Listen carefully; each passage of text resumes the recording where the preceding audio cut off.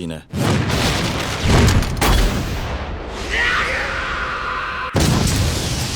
うるせえよ。The anime begins with a teenage boy named Hajime Nagumo awakening in a cave within the Great Orcus Labyrinth, a dangerous world filled with monsters. He contemplates his dire situation and the possibility of death. While attempting to find an exit, he witnesses a bunny monster effortlessly defeating two other monsters with its powerful attacks. However, their encounter is interrupted when a larger predator arrives and kills the bunny, devouring it. Hajime tries to escape but is attacked by the predator, resulting in him losing his arm. He manages to survive by utilizing his special ability called Transmute, which allows him to reshape objects. He discovers a sacred stone containing holy water, which he uses to heal his injuries and remove curses. Hajime then recalls the skills he learned from the royal library of his high school, and realizes that he is far weaker compared to his classmates in terms of combat ability. As Hajime delves deeper into the labyrinth, he experiences flashbacks, revealing how he ended up in this predicament. Nagumo and his classmates initially entered the Great Orcus Labyrinth together. A classmate named Emanagawa saves Hajime when he struggles against a monster, emphasizing the need for Hajime to work harder. During their exploration, they come across a glance crystal, which teleports them to a trap filled with monsters. In the face of danger, the group relies on a divine protection spell for defense, but it eventually fails. Hajime uses his transmute ability to fend off the monsters while his classmates make their way across a bridge. However, Hajime is struck by a direct attack from one of his teammates, causing him to fall off the bridge, which collapses due to the monster's onslaught.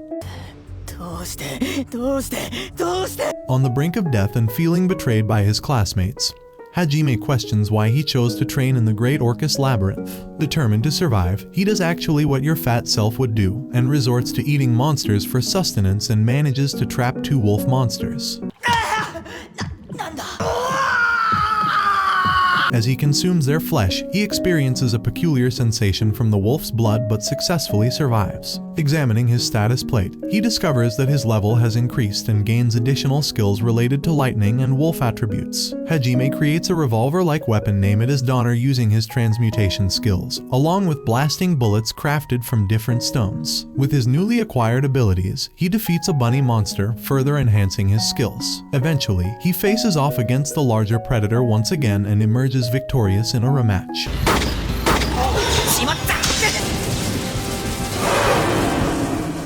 Nagumo becomes determined to eliminate various monsters in his path, while his teammates explain the entire situation to the king of the kingdom. They describe how they unintentionally entered a trap on the 20th stage of the Great Orcus Labyrinth, which teleported them to the unprecedented 65th stage, where they encountered the fearsome behemoth. The king reminds them that their presence in this world was part of an agreement. Meanwhile, Nagumo's teammate named Shizuku experiences flashbacks as Pope Ishtar, the king's servant, explains the reason behind their summoning as heroes. The demons in this world have gained control over monsters, and humanity is on the verge of destruction. The heroes were summoned by the prayers of the people of Taurus to combat the demons and their monster allies with their incredible powers. Shizuku remembers how her girlfriend, Kaori, agreed to fight demons alongside her. While reminiscing, Shizuku starts suspecting Hiyama, another teammate, as she notices his constant conflict with Nagumo. She speculates that Hiyama might be acting out of jealousy, but she pushes aside the thought for the time being. Meanwhile, Kaori wakes up from her unconscious state, having lost sight of Nagumo. As Nagumo continues his exploration, he encounters one-eyed monsters behind a door. Engaging in a battle, he manages to defeat them using Donner's powerful shots. He finds mana stones within their bodies, which he collects to unlock the door. Behind the door, he discovers a girl who has been sealed within a stone. The girl reveals that she belongs to a long line of vampires and was sealed away by her uncle and the ministers due to her immortality and rapid healing powers. Utilizing his abilities, Nagumo successfully breaks the stone, freeing the girl.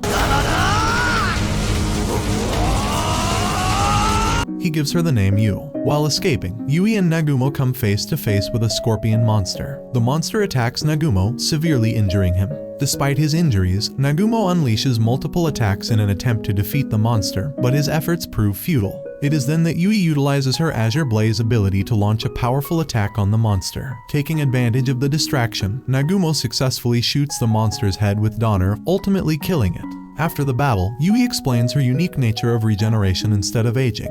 She also reveals that all the labyrinths are created by mavericks, with each maverick residing at the center of a labyrinth. Finding the maverick could potentially lead them to the surface. Motivated by this knowledge, Nagumo crafts another rifle named Schlagen, and the duo continues their journey in search of the labyrinth's center. As they progress, Nagumo shares the story of how they were summoned by the god Ahit to fight against the demons. He reflects on his own uselessness among his classmates and how they betrayed him.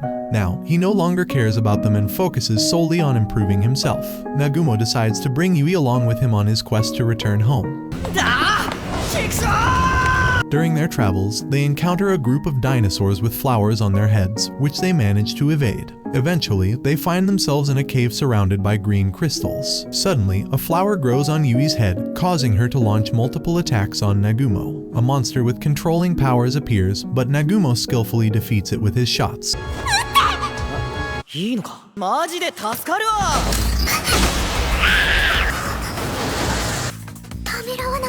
Later, Yui reveals that she drinks blood instead of consuming regular food. Undeterred, Nagumo and Yui continue their journey, successfully reaching the 100th floor of the labyrinth. As they reach the bottom of Abyss, Nagumo and Yui confront the final boss, a six-faced dragon monster. The dragons launch their attacks, but Nagumo and Yui skillfully defend themselves. In a powerful counterattack, Nagumo fires multiple shots with his Donner, while Yui utilizes glacial sleets to inflict heavy injuries on the dragons. However, the dragons quickly heal themselves with the assistance of a healing dragon. Nagumo and Yui decide to target the healing dragon first, launching a barrage of attacks. However, the defending dragon takes all the damage onto itself, acting as a perfect balance between attacker, defender, and healer. Suddenly, a dragon manipulates Yui's mind, attempting to harm her. Nagumo comes to her rescue, saving her from the illusion. Yui, feeling abandoned once again, is comforted when Nagumo wakes her up with a kiss and reassures her that they are going home together. Nagumo grabs his Schlagen rifle and delivers a powerful shot, eliminating 3 of the dragon's faces. Yui unleashes her Heavenly Blaze ability, combining their efforts to defeat all of the dragons. However, another dragon monster appears and launches a fierce attack on Yui. Nagumo defends her with his crafted rifle, but in the process,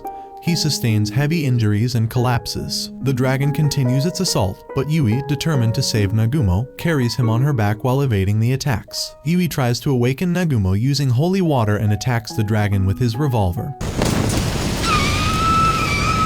but her attempts fail. Seeing Yui in tears, Nagumo suddenly awakens with renewed strength and protects her from a dragon's attack. Nagumo sets up a trap by creating holes with his shots and filling them with grenades. The trap causes rocks to fall on the dragon, momentarily incapacitating it. Taking advantage of the opportunity, Nagumo combines his transmutation ability with Yui's Azure Blaze, resulting in the defeat of the dragon. Meanwhile, Nagumo's classmates continue their battle against monsters elsewhere. However, Kaori, still mourning Nagumo's loss, holds onto a deep sense of grief and kindness for him. The next morning, Nagumo wakes up to find himself naked in a house, accompanied by Yui. He asks her what happened the previous night, and Yui explains that she had opened the door and taken him out. With the help of holy water, she managed to heal his injuries. They find clothes in the house and prepare to explore the surrounding area. While searching the rooms, they come across one with a significant sign on the floor, accompanied by a skeletal corpse sitting on a chair. As Nagumo steps on the side, he witnesses the soul of a man named Oscar Orcus emerging from the skeleton. Oscar reveals that he is the creator of the labyrinth and commends Nagumo for surviving the trials and reaching this point. He informs Nagumo that the message he is delivering is pre-recorded. Meanwhile, Kaori, Shizuku, and the rest of their teammates are engaged in a rematch against the behemoth monster on the 65th floor, fighting on the same bridge. They unleash multiple attacks with various powers, eventually defeating the monster with a final limit break blow. On the other side, Oscar Orcus bestows his power upon Nagumo and advises him not to use it for evil purposes. Nagumo experiences an ultimate sensation and realizes that the gods and mavericks were not evil but liberators. They utilize the skeleton corpse as fertilizer for fields and use the Orcus ring to unlock other rooms. Together, they learn different skills and Nagumo crafts various weapons. Nagumo also consumes monster meat to further enhance his abilities and falling in love with Yui. They undergo intense training for 2 months and decide to confront the ministers and kingdoms of the world together, protecting each other.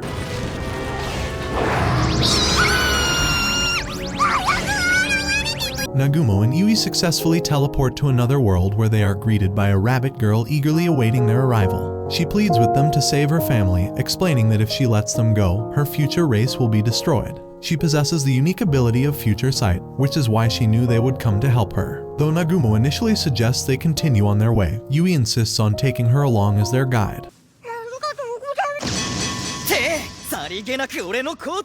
Together, they embark on a journey to rescue the rabbit girl's family, riding on a bike summoned by Nagumo. Along the way, they encounter and defeat numerous dragons. The rabbit girl continues to explain the dire situation faced by the beastmen, who are unable to protect themselves from monsters. However, she possesses a special magic called Future Sight. Nagumo and Yuri share their own journey and impresses the entire Beastmen community with his exceptional skills. They decide to train the Beastmen to fight against the monsters and protect themselves. Eventually, they come across a magnificent tree that has stood for ages without rotting. Meanwhile, my ex couldn't even stand a week and was already rotting. The people explain its significance to Nagumo, who notices a sign resembling Oscar's. He realizes that this tree may be the entrance to another labyrinth. Placing the Orcus ring in one of the holes, Nagumo discovers that by clearing the other 4 labyrinths, the door will open, granting them access to ancient magic of regeneration. Nagumo informs the people about the plan and urges them to train themselves while he continues his journey. He takes the rabbit girl, along with Yui, with him as they proceed forward,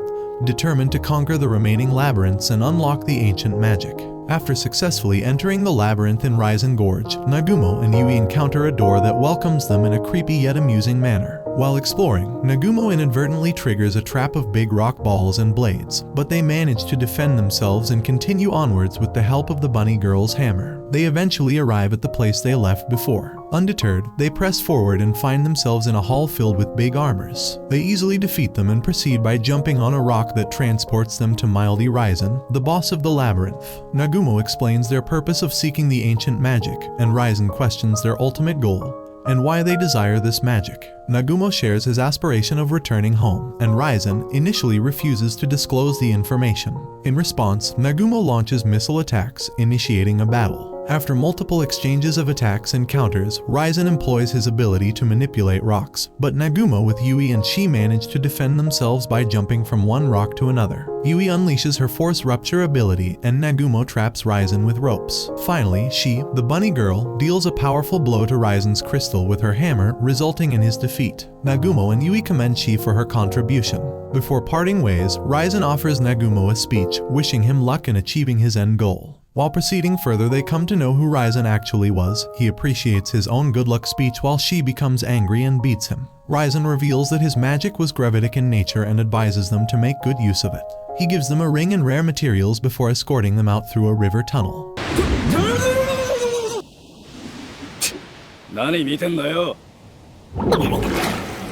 Upon reaching the surface, they head to a hotel and book a room, where Yui and Shi engage in a playful argument about who gets to sleep with Hajime.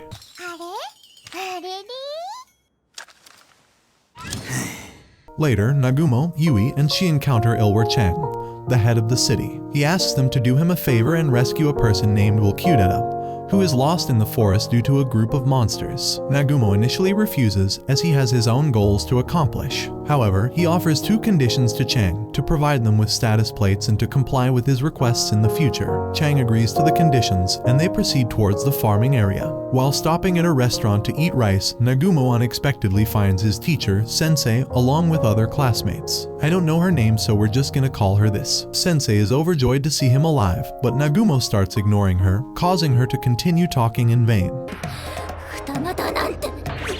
Meanwhile, Shi and Yui introduce themselves to Sensei. However, Sensei's attempts to engage Nagumo in conversation receive only rude responses. In the midst of this, a Templar Knight arrives and admonishes Nagumo for his behavior, insulting Shi by referring to her as a filthy beastman and suggesting she should cut her ears to look more human. Shi feels embarrassed, and Yui retaliates by calling the knight a small man.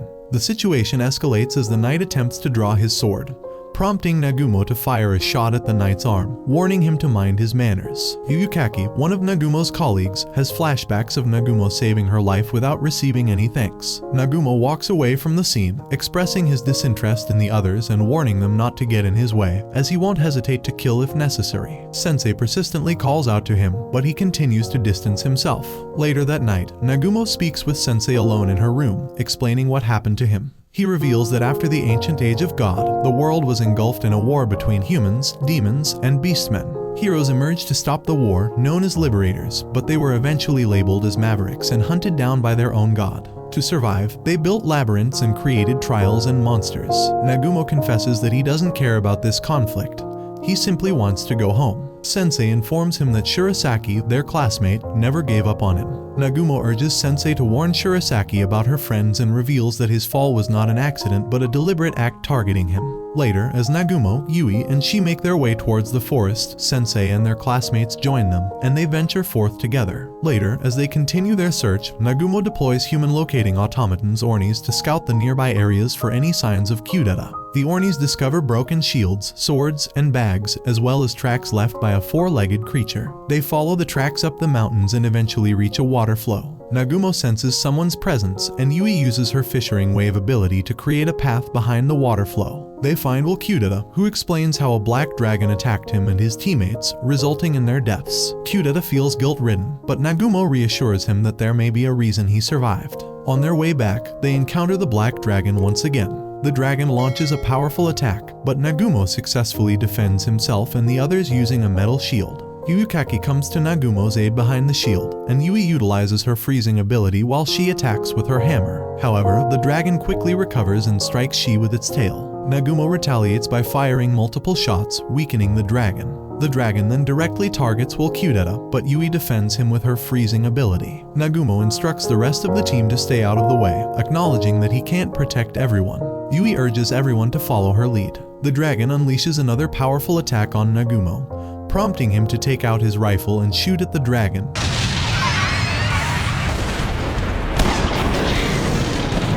Nagumo tries to capture the dragon using ropes, but it proves to be too powerful, so he orders she to continue her hammer attacks. As the dragon falls, Nagumo places a rod in a vulnerable spot on its body, causing the dragon to scream in a female voice.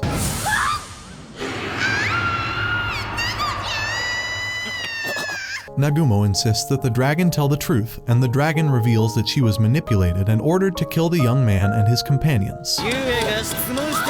She explains that she flew from a hidden village to investigate travelers from another world. While resting on the mountains, a man dressed in dark robes manipulated her. The dragon further reveals that the man is amassing an army of monsters. Nagumo dismisses the dragon's claims and contemplates killing her for the chaos she caused. However, Yui intervenes, stating that the dragon is not their enemy. The dragon pleads for the rod to be removed, as its presence is causing her pain and could lead to her death. Nagumo removes the rod, and the dragon transforms into a beautiful girl named Tio Claris, a member of the Dragonborn clan. Tio explains that the army of monsters being gathered by the dark-robed man intends to attack the town. Nagumo receives a signal indicating that 60,000 monsters are marching toward the town and are 2 days away. Sensei suggests warning the townspeople and calling for help, but Nagumo refuses, stating that his primary concern is the safety of Kudeta. The next morning, Sensei sits at a table with Nagumo and the other teammates, attempting to convince Nagumo to save the people from the approaching army. Nagumo initially resists, but he eventually agrees, respecting his teacher's command. They begin preparations together, evacuating the townspeople and building defensive walls. Nagumo assures Sensei that he will be fine and she urges him to come back safely. As he readies his rifle, Shirasaki Sanobe approaches Nagumo to express her gratitude for rescuing her in the labyrinth. Nagumo tells her not to die, acknowledging her bravery. Soon, the army of monsters arrives, and Nagumo gives his final touches to a speech he will deliver to the defending townspeople. He mentions Eiko Sensei, the goddess of agriculture, ensuring the people of victory. With a display of confidence, Nagumo shoots down a dragon, signaling the beginning of the battle. Tio Claris, she, and Yui unleash multiple attacks, decimating a significant portion of the enemy forces.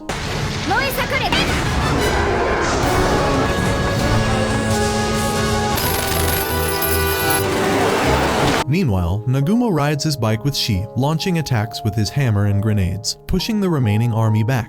Finally, Nagumo and Shi manage to capture the man in the black robe who is controlling the army. They bring him to Sensei, only to discover that he is one of Sensei's students named Shimizu-kun. Sensei questions him about his actions, and Shimizu explains that he captured a monster in the mountains and made a contract with a demon who promised to hail him as a hero if he killed Sensei. However, Nagumo thwarted his plans. In the midst of the conversation, Shimizu attempts to kill Sensei by grabbing her and threatens Nagumo to hand over all his weapons, or he will kill Sensei with a poison needle. Just as the situation intensifies, a dragon attacks them from behind. She gets injured while defending them, and Sensei is struck by the poison needle. Nagumo quickly assists Sensei by using holy water and kissing her, while Shi's injuries are healed. Shimizu, heavily injured and starving, is left to die. Sensei asks Nagumo to help him, but Nagumo refuses, recognizing him as an enemy, and ultimately kills him. With Volcano in tow, they continue on their journey, leaving behind the aftermath of the battle. Later, Nagumo and his teammates safely escort Volcano back home to the town's leader. They request another status plate, and Tio Claris joins them, receiving a gold top rank status plate. As Tio lies down in bed, she begins to have flashbacks of her training to fight against the gods, with her dying father telling her that someone will eventually defeat God. Tio shares this information with her elders and the people, spreading hope for better times to come. The following morning, Yui and Tio go shopping while Nagumo and she explore various places in town. She perceives it as a date, and they visit an aquarium where Nagumo encounters a talking fish. Sensing that it's a monster, Nagumo inquires how it ended up there. The fish explains that a group of people brought him there through an underground current while he was on the surface.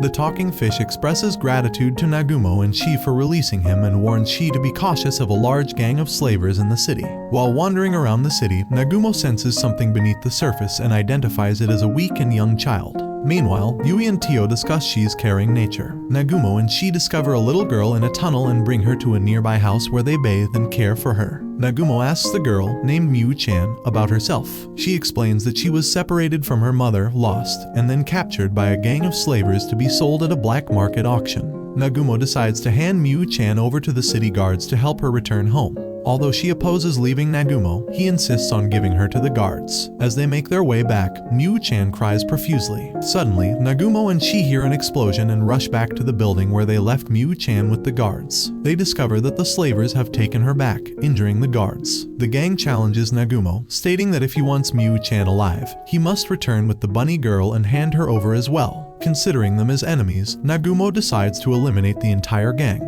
Meanwhile, Yui and Tio enjoy their time together, unaware of the situation.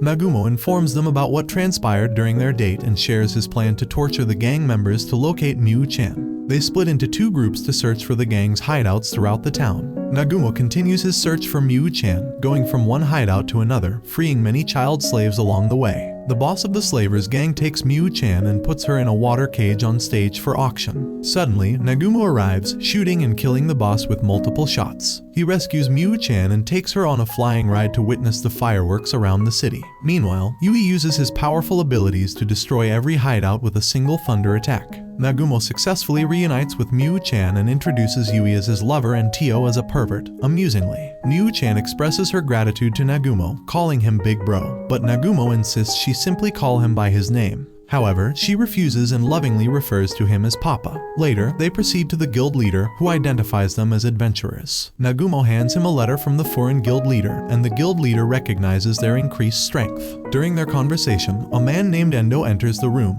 visibly terrified and carrying an urgent message about a demon in the labyrinth.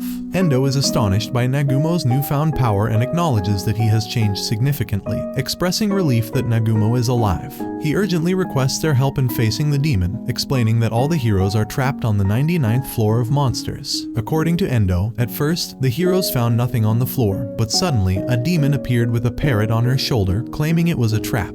The demon attempted to negotiate, enticing the heroes to join her side and ridiculing them as foolish heroes. However, they rejected her offer, leading the demon to reveal that one of their friends had accepted her proposition in the past. As the heroes refused again, the demon ordered her monsters to attack. Shizuku and Shizu were knocked down by the onslaught of numerous summoned monsters, while the heroes unleashed their various abilities to defend themselves. Shizuku launched multiple sword attacks, but the monsters quickly healed themselves with the demon's power, leaving him feeling defeated. Amidst the chaos, Shizuku ordered Endo to inform Captain Meld, an assassin who could escape easily, about the situation. Endo vowed to find someone to help, relaying this information to Nagumo and the others. Meanwhile, Miu listened to the story while eating, unintentionally irritating Endo, who shouted at her in frustration. Nagumo reprimanded Endo, warning him not to speak to Miu in such a manner and intimidating him. In the labyrinth, one of the heroes used their limit break to defeat a monster, prompting the demon to unleash a powerful attack that resulted in the death of a hero. The leader of the heroes yelled for them to retreat, but Shizuku slapped him and urged him to remain calm. Endo explained how he ran toward Captain Meld, who was guarding the teleportation circle on the 77th floor, to inform him of the situation. However, the pursuing monsters continued their assault, attacking both of them. Captain Meld instructed Endo to use the teleportation circle to inform the others, emphasizing the importance of his survival. Endo felt immense guilt as he realized that Captain Meld wanted him to live. As the remaining heroes made their way back to the teleportation circle, some of them, overcome with fear of death, suggested following the demon's instructions. However, in the midst of this discussion, Captain Meld arrived, covered in blood and severely injured. He urged them to survive, stating that the battle had been their own from the start, and then died from a demon's attack.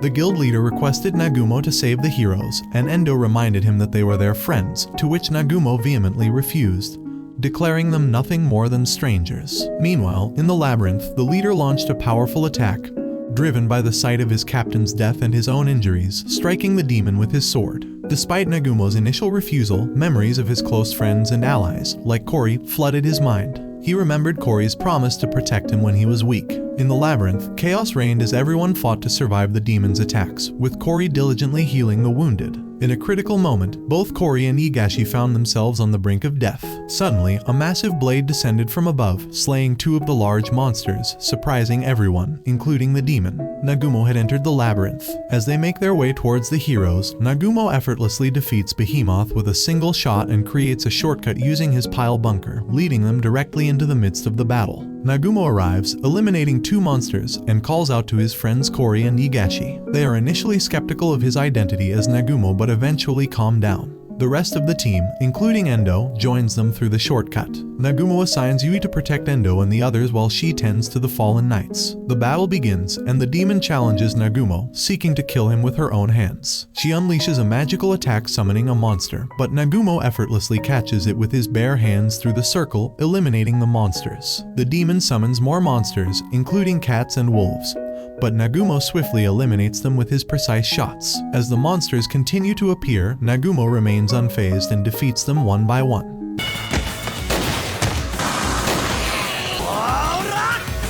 The demon then summons a turtle monster, which launches an attack on Nagumo. He defends himself with a shield and redirects the attack towards the demon, injuring her. Nagumo fires multiple shots at the turtle monster and targets the healing parrot, and when the turtle opens its mouth for another attack, he throws a grenade inside, defeating it. Hold up. Let him... The heroes watch in awe as they witness Nagumo's intense battle skills. Two monsters approach the group, and Suzu, one of Nagumo's classmates, tries to protect them. However, Yui effortlessly handles the situation with her Dark Firmament ability, vanquishing the monsters. Tio and she also deal with monsters that come their way. A snake monster attempts to attack Kori and Higashi, but Nagumo throws a sword towards Higashi, who skillfully slices the snake.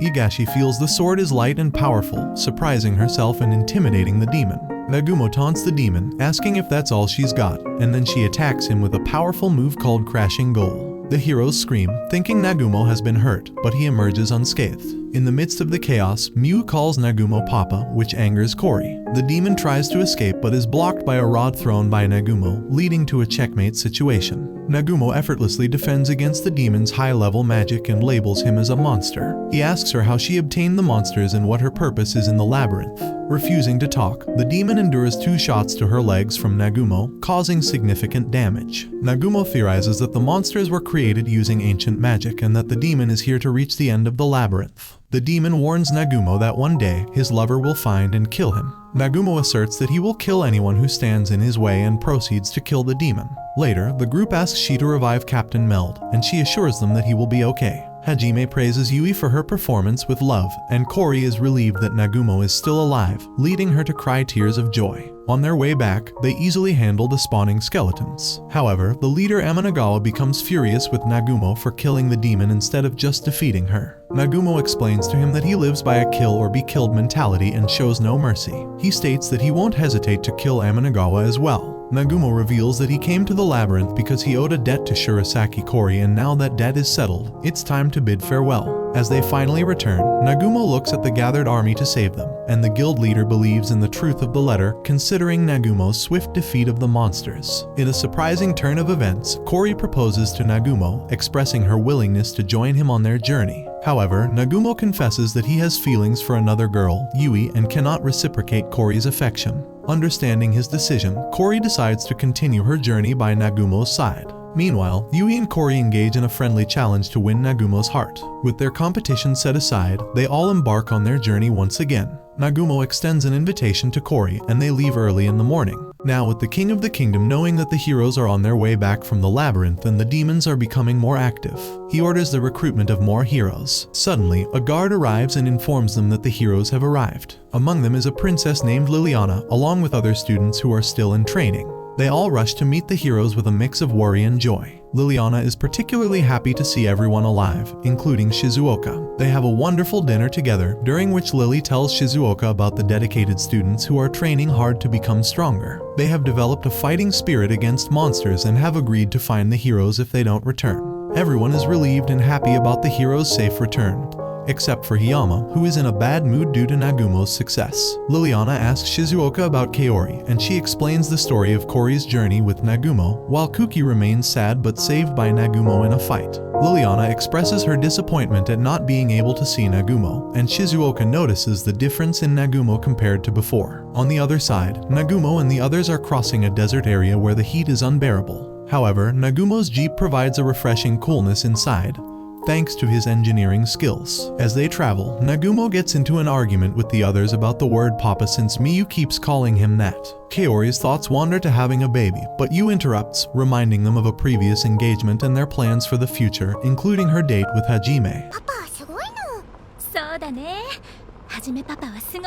Nagumo gets into an argument with the others about the word papa since Miyu keeps calling him that. Kaori's thoughts wander to having a baby, but Yu interrupts, reminding them of a previous engagement and their plans for the future, including her date with Hajime. They engage in a heated argument until Miyu intervenes, diverting their attention. Suddenly, they notice a disturbance ahead of them caused by sandworms, which are common in the desert and devour everything in their path. The sandworms attack, but Nagumo skillfully evades them. However, they persistently follow the group. Kaori clings to Nagumo in fear, and the sandworms continue their relentless assault. Nagumo cleverly reverses the jeep while dodging the attacks. He activates the built-in missile technology in his vehicle, firing at the sandworms and successfully getting rid of them. As they try to continue their journey, they encounter even more sandworms. Nagumo equips the front of the jeep with a machine gun and eliminates the sandworms with various blasts. However, it turns out that the disturbance was caused by a person in desperate need of help. The group suggests that Kaori, acting as a priest, should save him.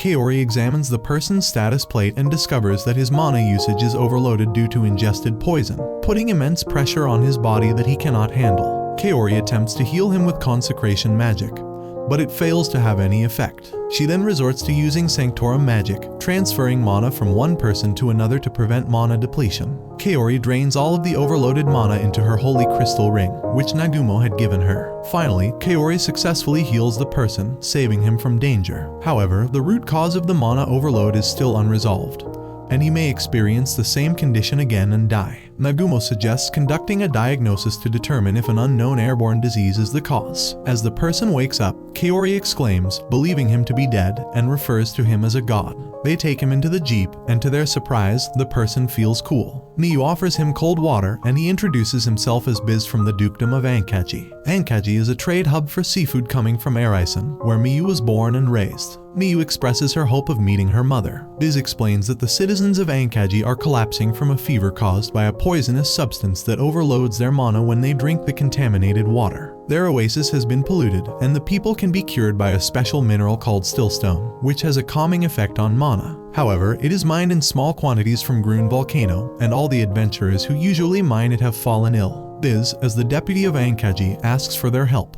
Nagumo's decision is awaited by everyone, and Miyu asks Nagumo in a cute manner. Nagumo agrees to help, and Yu offers to retrieve water using her magic. Meanwhile, in the Demon Kingdom, Mikhail learns about Ketraya's death and the number of monsters on her side. General Frade confirms her death and informs Mikhail that some irregulars have thwarted their plans. They discovered that Nagumo and the others are stronger than anticipated. General Frade decides to go to the volcano to acquire a new age of Gad magic and become stronger. He instructs Mikhail to defend their home and declares war against Nagumo and the others, as they have disrupted his sacred mission from his god. He plans to avenge their actions. Later, Nagumo and the others arrive at the beautiful dukedom of Ankaji, but it has lost its lively state due to a disaster. They meet Biz's father, who learns that Biz has brought help for the people. She assists Kaori in healing the many injured individuals, while Yu creates a big hole using her magic. Asura and Nagumo use their abilities to maintain it, and with the help of tidal wave magic, Yu generates a large amount of water. They create a water storage facility, but Yu starts feeling a deficiency in mana and kisses Nagumo in front of everyone, including Miyu. In an oasis, Nagumo's demon eye detects something, so he asks Biz's father about the research team's progress in finding the cause of the pollution. Unfortunately, nothing has been found yet. Nagumo generates grenades and throws them into the water, detecting something moving faster than usual. He throws more grenades, but Biz's father stops him. A jelly-like monster emerges, attempting to attack them, but they easily defend themselves. It turns out that the monster was the cause of the pollution. Nagumo aims his gun at it and easily eliminates it with one shot. A researcher checks the water and finds that it is still polluted. Tio and Yu assure them that once the water flows, fresh water will soon reach the oasis. Nagumo suggests that there may be a demon behind all this, intending to eliminate the entire kingdom. Biz's father, as the representative of the kingdom, thanks them as the saviors of their nation. Kori and Shi continue healing everyone, and the representative announces that the source of pollution has been removed, and they now have an additional supply of water. The gold-ranked adventurers, including Nagumo and the others, accept the task of going to Grun Volcano to mine stillstone. Kaori decides to stay with the patients, along with Miyu. While Nagumo gets scolded by Kaori for kissing Yu, they leave with hope for a safe return. On the way, they encounter and easily eliminate some sandworms. Finally, they reach Grun Volcano, feeling intense heat. Tio, being a dragon, feels comfortable in the heat. They find a small amount of stillstone at the entrance and decide to go deeper to mine more. As they descend, a fireball attack is easily defended by Yu. They encounter a lava bull monster, which she defeats with one hammer attack using her new feature installed by Nagumo.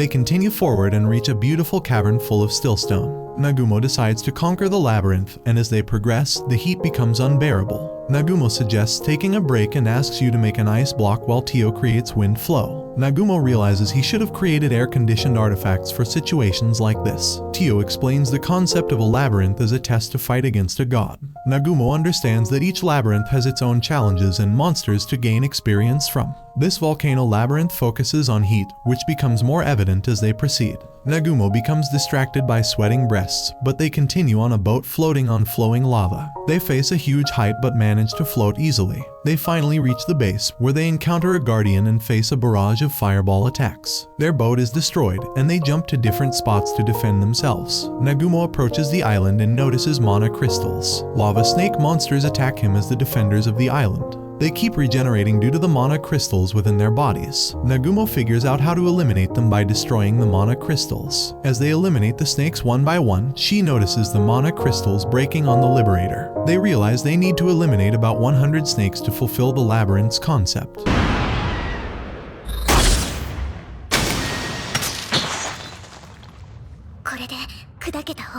Everyone uses multiple attacks and abilities to eliminate the snakes, and as Nagumo eliminates the last two, a sudden blast directly hits him, leaving everyone in shock.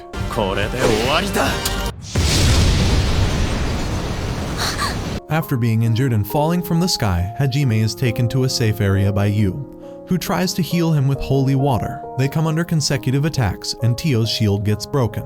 Yu uses her magic to create a deflection shield, which reflects the attacks and causes the surrounding area to break apart. Yu becomes saddened by the memories of her past. Suddenly, the demon Grey Freyed appears riding a dragon with other dragon troops by his side. He explains the power of a direct hit from Uranus' breath and asks about their knowledge of God's magic. Freyed is shocked by Nagumo's survival and Nagumo wakes up, insisting that Freyed introduces himself first. Freyed refuses, considering them all as obstacles to his god's wish. Nagumo and the others launch their attacks, but Freyd's defenses prove too powerful to be harmed. Freyed displays his Age of God's power and teleports behind Nagumo, launching a powerful attack. Nagumo defends himself with his artifacts while the others create shields. Tio worries about Nagumo's vulnerability as a human and recalls her father's advice to survive and wait for the right moment, as the Dragonborn became enemies of the gods. Impressed by Freyd's power, Nagumo attempts to unleash a limit break but fails. Freyd launches another attack, which Nagumo defends against with his rifle. Nagumo kicks Frayed and a dragon catches Frayed, taking him away. Tio appears in her true form as a black dragon and attacks the other dragon. Frayed decides to use magic on the entire area, but Nagumo shoots him with his rifle, followed by another attack.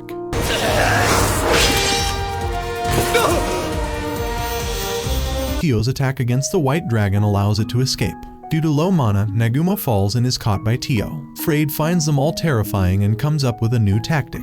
Lava starts rising as Frayed reveals that he destroyed the cornerstone controlling the lava, causing an eruption. There is a magma chamber beneath. Frayed and the other dragons escape from the roof while Nagumo tells Tio to take his ring and escape to Ankaji quickly. Nagumo decides to acquire Age of Gods magic to defeat Frayed and promises to deliver the Stillstone to Ankaji. He asks Tio for help and transfers the ring to her, leaving a message for Kaori and Miyu. Tio flies away while the dragons continue to attack her from above. Yui and she assist her in escaping. Tio endures the pain and suddenly gets attacked while trying to escape, but Nagumo's artifacts protect her. Frayed sees this and intends to finish Tio, but Nagumo's artifacts surround Frayed, resulting in a blast. Tio successfully escapes, putting her trust in Nagumo, she, and Yu. In the kingdom, everyone hears the blast from the erupting Grun volcano. Meanwhile, Liliana encounters Shizuoka practicing her swordsmanship and discusses the castle officials' desire for Kuki to become more powerful to fight demons and brand Nagumo as a heretic. On the other hand, Hiyama regrets his failure to eliminate Nagumo and take Kaori. Suddenly, he hears a woman's voice criticizing him for his failure and ordering him to blindly obey her like before, offering him a trade to make his wishes come true. Later, Tio arrives at the gate of the kingdom, where Kaori asks about Nagumo and the others. Tio explains everything that happened and assures Kaori that they will be caught soon, as they have a plan to escape. Tio delivers a message from Nagumo, asking them to meet later. Kaori, along with Miyu, becomes happy and they decide to head to Arisen first to reunite Miyu with her mother. Meanwhile, Nagumo and the others try to find the route they came from. They enter a room with a magic circle that controls space, and a written message appears on the wall stating that the future of humankind will be based on free will by Naze Grun. Yu uses her magic to open up the wall and they find proof of conquest and magic. Nagumo decides to swim through the lava using a ship he created, which can travel underwater. Despite worrying about the ship's ability to withstand the lava, they move forward with the help of Yu's magic, navigating the ship through the lava. As they continue their journey, the force of the lava pushes them upward, causing them to lose control of the ship. Nagumo decides to go underwater as the trip will end wherever it takes them. Shia and Yu hug Nagumo and suddenly they are blasted out into the sea. Sharks approach them, but they are eliminated by rockets and Yu's magic. However, Yu starts feeling a deficiency in mana and loses control. She offers her blood to help replenish Yu's mana. Later, she is unconscious while giving mana to Yu, and Yu enjoys the moment while sitting on Nagumo. She wakes up and becomes angry upon seeing Yu eating fishes. They realize they are lost, but suddenly some people approach them with sticks in hand. They appear to belong to Miyu's kingdom, but one man tries to attack Shi. Nagumo throws him away and suddenly sees Miyu and Kaori with Tio falling from the sky.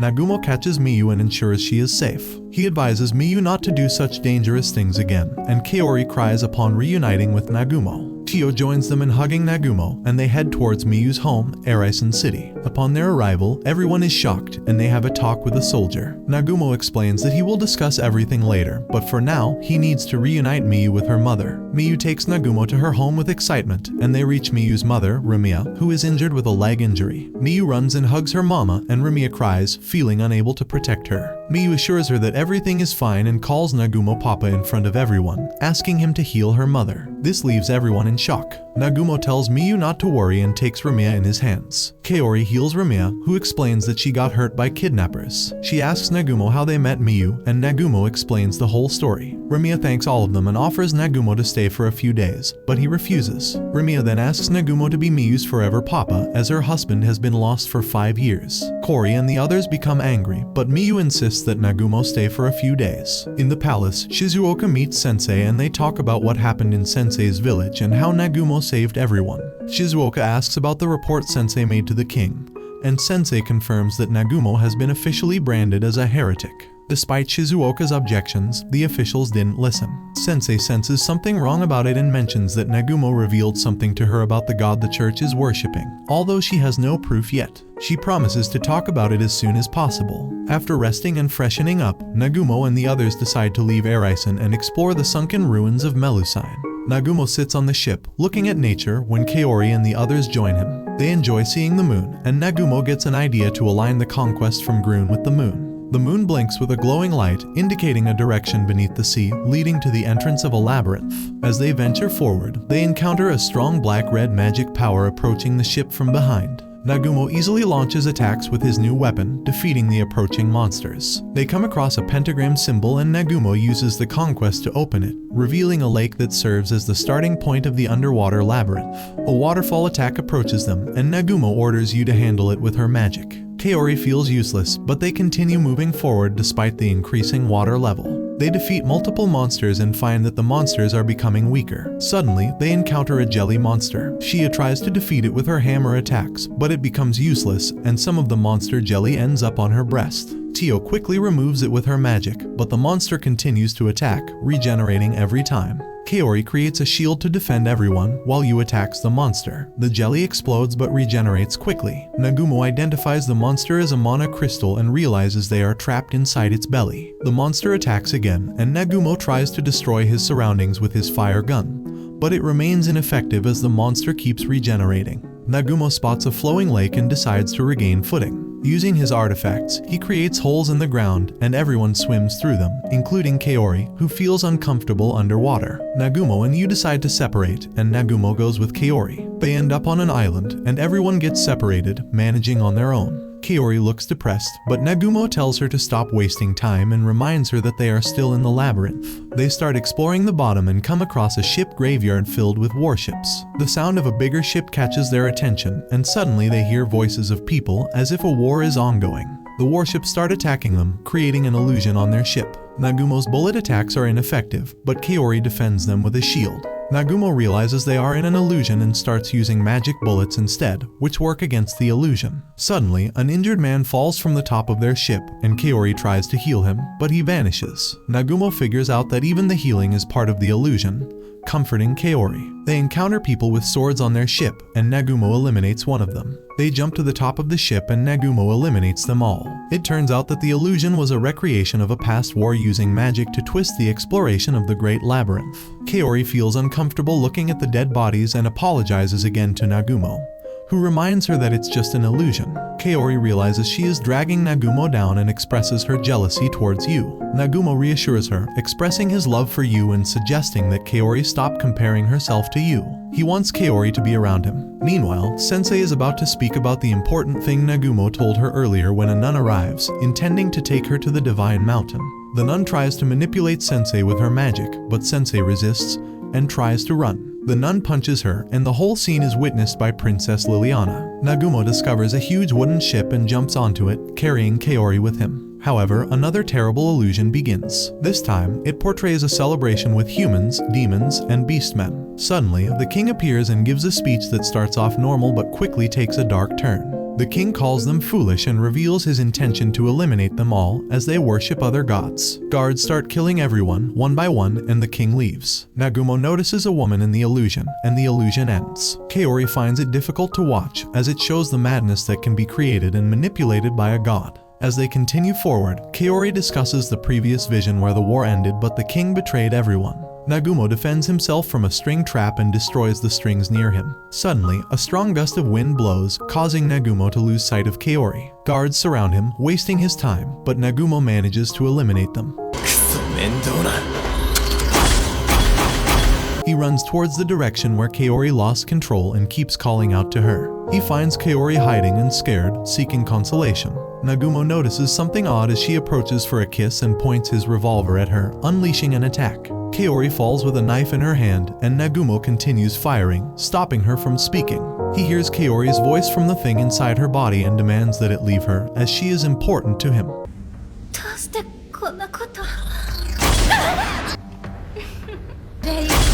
In response to Nagumo's anger, the entity leaves Kaori's body, and she returns to her normal state. She kisses Nagumo on the cheek, expressing her love and desire to be by his side. As they continue their journey, they come across a magic circle and get teleported to the end of the dungeon. Nagumo didn't expect it to end so soon. To their surprise, Yu, Shi, and Tio also arrive with perfect timing, ensuring everyone's safety. They ask each other about their experiences, and Tio keeps asking about what happened on the island. Kaori shares her experience with Nagumo, making the others jealous. They conclude the dungeon, and a woman suddenly appears, advising them not to cling to that god and to make their own decisions, living with free will. Nagumo finds another conquest, bringing their total to 4 as they prepare to enter the labyrinth sea of trees. They experience a force ejection, but Yu uses spatial magic to teleport them to a safe rock. The unkillable jelly monster reappears, and Nagumo figures out a way to eliminate it by vaporizing the jelly faster than it can regenerate. Nagumo instructs everyone to hold the monster for at least 3 minutes as he prepares. Suddenly, a group of sharks attacks the monster, buying them some time. Lei, the speaking fish and Nagumo's old buddy, appears and approaches, sensing a huge and familiar magic power. He uses the sharks to aid them against the jelly monster, known as the Devourer. Nagumo prepares the missiles and launches them directly at the monster, resulting in a huge blast. In the palace, Shizuoka and the other students discuss Sensei's absence and the disappearance of Lily, Nia, and the guards, causing them to worry. Meanwhile, Sensei is imprisoned on the Divine Mountain by a woman who was trying to cause trouble. After waking up with Yu in Miyu's house, Nagumo contemplates the idea of leaving on his journey again,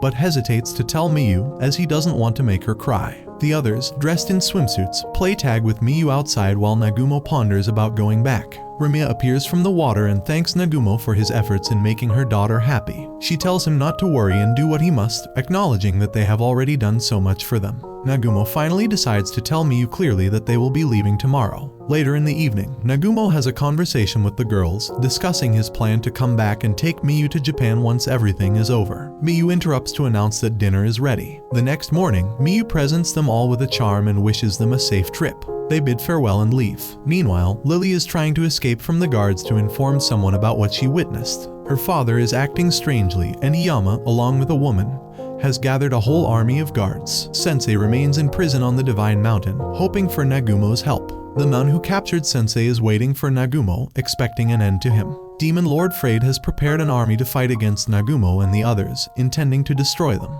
In the kingdom, Commander Meld contemplates the void that is causing lethargy among knights and soldiers. He receives news that 30% of them have been affected, but the king remains safe. The commander orders the gathering of dark magicians to investigate the void. While writing letters to Nagumo and Duke Zenjin of Ankaji about the ongoing situation, Hiyama arrives to discuss something important. However, Hiyama starts knocking on the door with his foot, creating a strange atmosphere. As the door knocks again, it turns out to be the soldier who suddenly attacks Meld with a sword. The soldier has been brainwashed and affected by the void. Hiyama comes to Meld's defense, delivering a direct hit with his sword to the commander's stomach. Captain Meld withstands Hiyama's sword attack and defends himself with Blitz Hammer magic, throwing them both away. He picks up the sword and more guards come to Hiyama's defense. Captain Meld realizes their intentions and uses a powerful wind attack to blow them away. They engage in a fight, and Captain Meld successfully defeats Jose, the vice captain, along with the other guards. However, the guards and Jose stand up again, being under the influence of the void.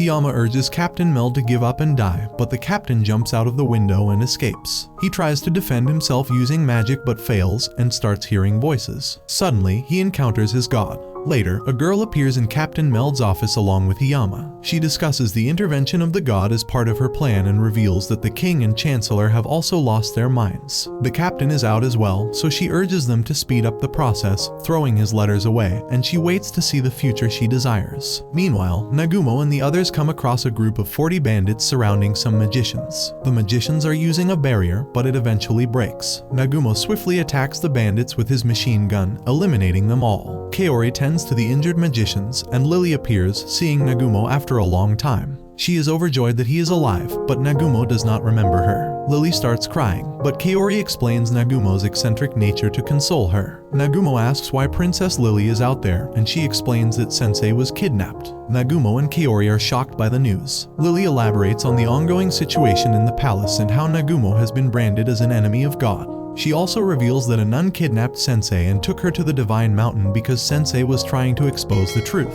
Shizuoka informed Lily that Nagumo and the others had traveled to the west, so Lily decided to seek help from Duke Zenjin. However, she ended up finding Nagumo and the others instead. Nagumo decides to prioritize saving Sensei and assures Lily that it is not for the kingdom but for Sensei's sake. Since the Divine Mountain is a labyrinth itself, Nagumo smiles sinisterly, ready to take on the challenge. In the prison, Sensei waits for someone to help her and ponders the word irregular. She suddenly thinks of Nagumo, and to her surprise, he appears and breaks down the wall with magic. Nagumo tells her that he is here to save her, as Lily informs him about the situation. He breaks the magic barrier on Sensei's hand and they discuss the ongoing situation in the kingdom. Nagumo shows his deep care for Sensei, which she appreciates, thanking him for saving her. She advises him to be careful, but Nagumo denies involvement in the kingdom's affairs, focusing on his own business. Suddenly, Nagumo detects a large number of monsters approaching Hylic Kingdom and instructs Sensei to regroup with Aminagawa and the others. However, a bright light appears, leading to disintegration,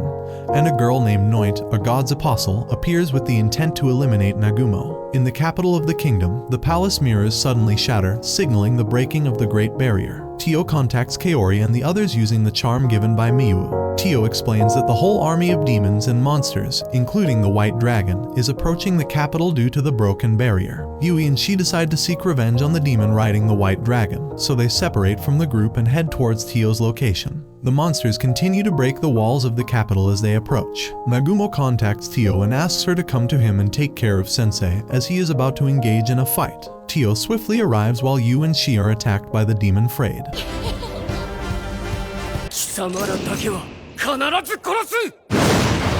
They manage to survive, much to their own surprise. Frayed orders his forces to split into two groups to pursue Shi and Yu individually. Mikhail attacks Shi, and she successfully defends herself, telling Yu to split up and face the enemy on different fronts. Yu uses her magic circle to teleport them to separate locations, and Shi engages in battle with Mikhail. They have a brief conversation about Catalia, Mikhail's red-haired girlfriend who she previously killed in the Great Orcus Labyrinth. Mikhail orders Shi's death as revenge for Catalia, but she cleverly dodges his attacks and eliminates some of the dragons with her hammer. Mikhail switches to attacking from a range with magic and stone needles. She attaches a large iron ball to her hammer and uses it to reflect their attacks back. Mikhail tries to attack Shi from behind, but she kicks the iron ball straight at him, causing him to fall to the ground and die. Meanwhile, Yu continues her fight against Frayed, defending against his multiple attacks. She tries to counter with lightning magic, but it backfires on her due to the influence of the turtle monsters. Frustrated, Yu unleashes her 5 heavenly dragons' magic, which kills many of the monsters in their path. Frayed launches a powerful attack, nullifying all of Yu's magic and severely injuring her. However, Yu skillfully uses Revival Reversal, redirecting the attack back at Frayed and restoring her own injuries.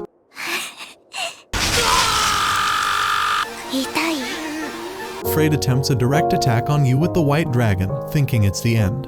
But Yu uses Revival Reversal once again, redirecting the attack back at Frayed and injuring him. Some dragons try to attack Yu to buy time for Frayed's escape, but she survives their onslaught. She returns safely to Yu's side. On the other side, Nagumo defends himself continuously while carrying Sensei. Noit, the god's apostle, tries to strike Nagumo with her sword, but he dodges it and retaliates with multiple shots from his artifacts. Nagumo taunts Noit, calling her attention-seeking and questioning why she is wasting time on him instead of fighting the demons. Noit uses a red magic circle to unleash Hellfire Tsunami, but Nagumo defends himself with a barrier gimmick he prepared in advance. Nagumo starts experiencing the effects of magic that weakens others, having anticipated enemy attacks. He questions Noit's motives, suggesting that if he is in their way, they should send him back to his world. Noit denies his request and reveals that her god wants to eliminate him because he has overcome every obstacle and gained immense strength. She tells Nagumo to regret not reaching his goal, as it entertains her god. Noit attacks Nagumo, breaking his shield, but Tio arrives and throws Noit away with her own attack. Tio then takes Sensei on her back and leaves, while the real fight begins. Tio and Sensei are on their way, discussing the upcoming fight and Tio's plan to drop off Sensei first before joining the battle. However, Sensei pleads with Tio to help them, despite her lack of combat experience. In desperation, Sensei bites her finger to draw blood and activates a magic circle on her hand, determined to contribute in any way she can. Tio appreciates Sensei's decision and agrees to fight together. Meanwhile, Nagumo and Noit continue their intense battle. Noit uses limit break magic to unleash fire attacks, and Nagumo retaliates with a machine gun and sniper rifle.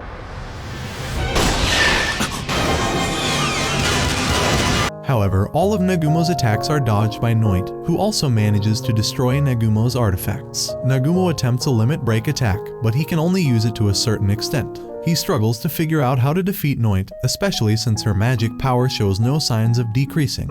While dodging Noit's sword attacks, Nagumo notices that her swords are weakening and about to break. He detonates himself along with Noit using his artifacts, creating multiple rings that he throws towards her. Unbeknownst to Noit, these rings are teleportation circles for Nagumo's gunfire. The attack breaks Noit's swords, leaving her shocked. Nagumo follows up with a powerful rope attack using his drilling artifact. Despite Noint's defense with her wings, Nagumo manages to drill into her body, eliminating her.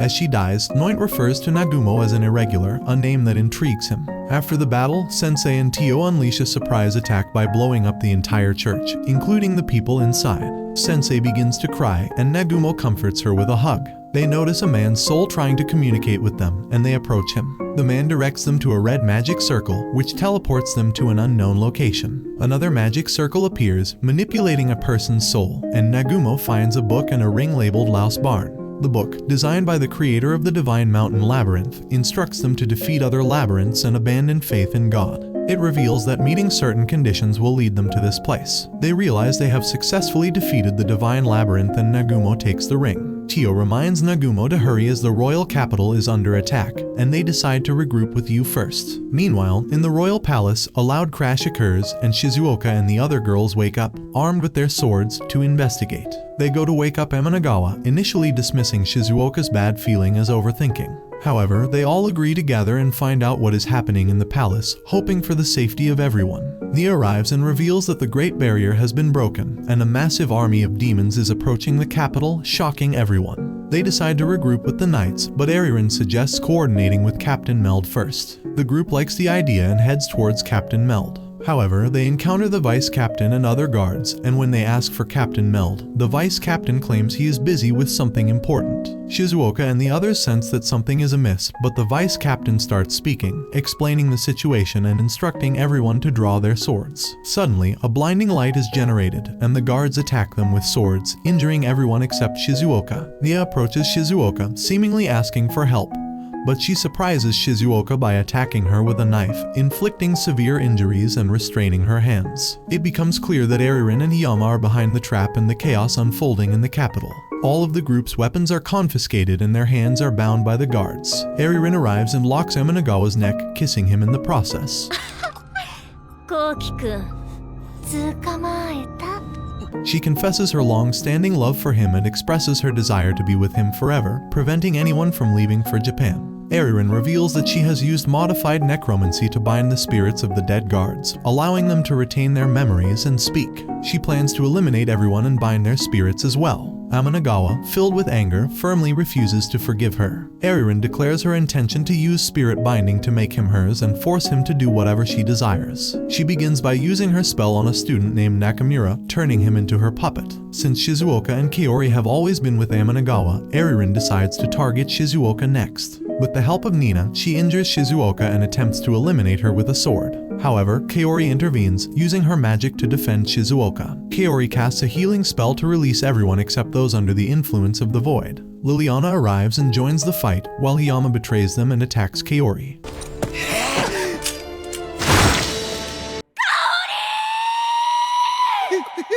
Kaori, on the verge of death, completes her healing spell and manages to heal and release everyone. Despite attempting to heal herself, Kaori utters Nagumo's name and is struck by another attack from Hiyama, resulting in her death.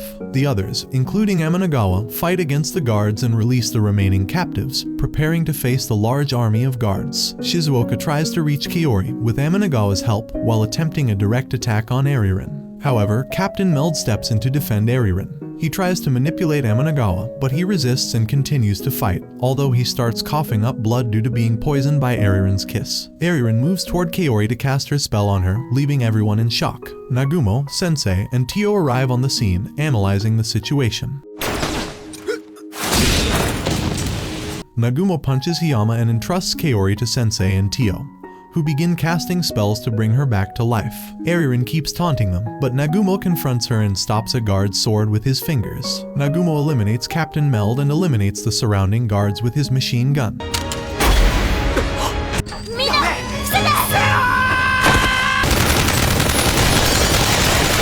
He is about to eliminate Ariren, but a fire attack interrupts him, along with Hiyama's presence.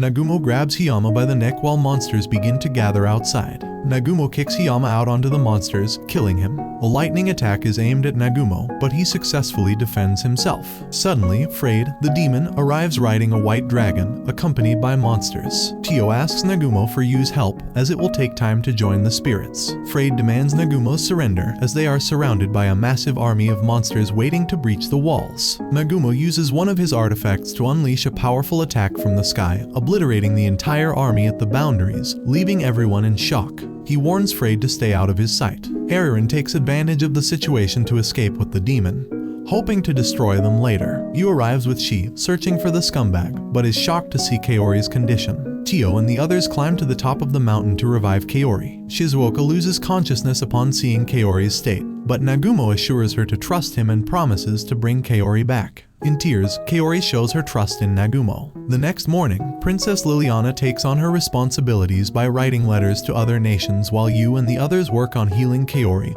and bringing her back to life at the destroyed church. Nagumo arrives and asks for Sensei, prompting Yu to suggest going to get her as she is feeling guilty for her students' deaths, and the weight is weighing heavily on her mind. Sensei expresses her anger towards Nagumo and blames herself for the situation. Nagumo tells her not to shoulder the burden alone, as she was only trying to help. Sensei shows no regret, and Nagumo selfishly requests to continue living with those weights and emotions, as that is what makes someone human. He promises to live a normal life when he returns to Japan, which causes Sensei to break down crying on Nagumo's back. Amanagawa and Shizuoka continue practicing their sword skills, but Shizuoka eventually leaves to rest. Lily arrives and discusses her responsibilities in helping the citizens who have lost their loved ones in the war, including her own father. Shizuoka spends her time staring at the sky, waiting for Kaori and the others to return. Amanagawa expresses his lack of trust in Nagumo to Lily, but suddenly they notice something descending from above. It is revealed to be Nagumo, along with the others, and Shizuoka joyfully approaches them. However, she immediately asks about Kaori's whereabouts. Nagumo informs them that Kaori looks a bit different and will be arriving soon.